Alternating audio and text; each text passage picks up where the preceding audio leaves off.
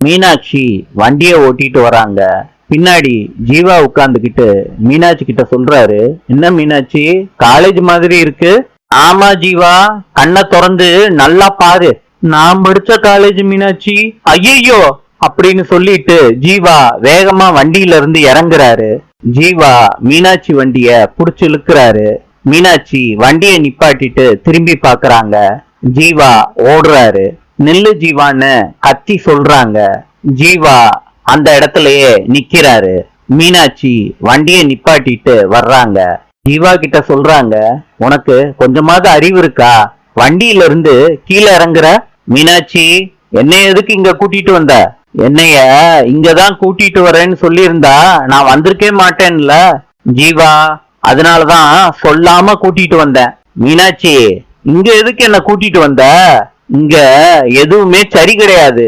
என்ன ஜீவா சொல்ற? காலேஜ் உனக்கு சரி கிடையாதா? கோவில் மாதிரி இதுவும் ஒரு முக்கியமான இடம் தான். சரி மீனாட்சி, அப்படின்னா வெளியே இருந்து கும்பிட்டு போயிருவோம். வா போலாம்.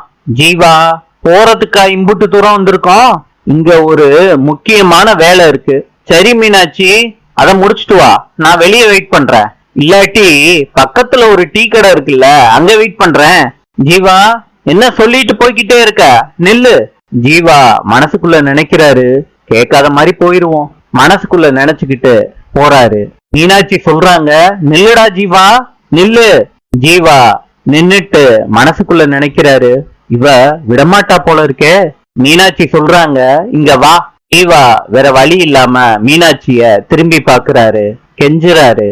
மீனாட்சி சொல்றாங்க, வான்னு சொல்றேன்ல, வா ஜீவா. என்ன மீனாட்சி, ஏன் இப்படி பண்ற? ஜீவா, உனக்காண்டிதான் இங்க நம்ம பேச வந்திருக்கோம். மலை மாதிரி அரியரை குமிச்சு வச்சிருக்க, சாதாரணமாலாம் முடிக்க முடியாது. உங்க கிட்ட கேட்டு எத்தனை அரியர்னு தெரிஞ்சுக்கணும். அதான் மீனாட்சி போஸ்டர் அடிச்சு ஒட்டணும்ல. சரிதான் ஜீவா, ரொம்ப பெருமைதான். நாளை சந்திப்போம்.